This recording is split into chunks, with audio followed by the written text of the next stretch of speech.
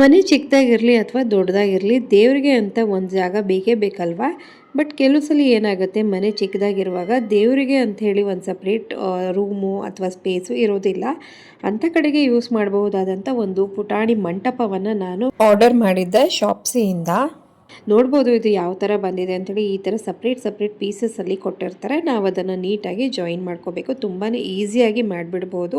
ಹಾಗೆ ಇದರಲ್ಲಿ ಸ್ಟೆಪ್ಸ್ ಕೂಡ ಇದೆ ನೋಡ್ಬೋದು. ಒಂದು ಕಡೆ ನಾವು ದೇವರನ್ನು ಇಟ್ಕೊಂಡ್ರೆ ಕೆಳಗಡೆಗೆ ನಾವು ಅಗರಬತ್ತಿ ಮತ್ತು ಮ್ಯಾಚ್ ಬಾಕ್ಸು ಇದನ್ನೆಲ್ಲ ಇಟ್ಕೊಳ್ಳೋದಕ್ಕೆ ಆಗುತ್ತೆ. ಹಾಗೆ ಇದನ್ನು ನಾವು ಗೋಡೆಗೆ ನೇತು ಹಾಕಿ ಕೂಡ ಇಡಬಹುದು, ಅಥವಾ ಹಾಗೇ ಇಟ್ಕೊಳ್ಬೋದು ಬೇಕಿದ್ರೆ. ಮತ್ತು ಇದಕ್ಕೆ ಗಂಟೆಗಳನ್ನು ಕೂಡ ಕೊಟ್ಟಿದ್ದಾರೆ. ಜಸ್ಟ್ ಶೋ ಪರ್ಪಸ್ಗಿದೆ, ಪ್ಲಾಸ್ಟಿಕ್ ಗಂಟೆಗಳು.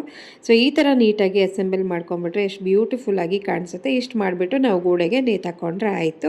ತುಂಬಾ ಸಿಂಪಲ್ ಆಗಿದೆ, ಈಸಿಯಾಗಿ ಮಾಡಿಬಿಡ್ಬೋದು. ಯಾರಿಗಾದರೂ ಇಷ್ಟ ಆಗಿ ಲಿಂಕ್ ಬೇಕು ಅನಿಸಿದ್ರೆ ಫಾಲೋ ಮಾಡಿಕೊಂಡು ಲಿಂಕ್ ಅಂತ ಕಮೆಂಟ್ ಮಾಡಿ, ಡೈರೆಕ್ಟ್ DM ಮಾಡ್ತೀನಿ. ತುಂಬಾ ಯೂಸ್ಫುಲ್ ಪ್ರಾಡಕ್ಟ್ ಮಾತ್ರ.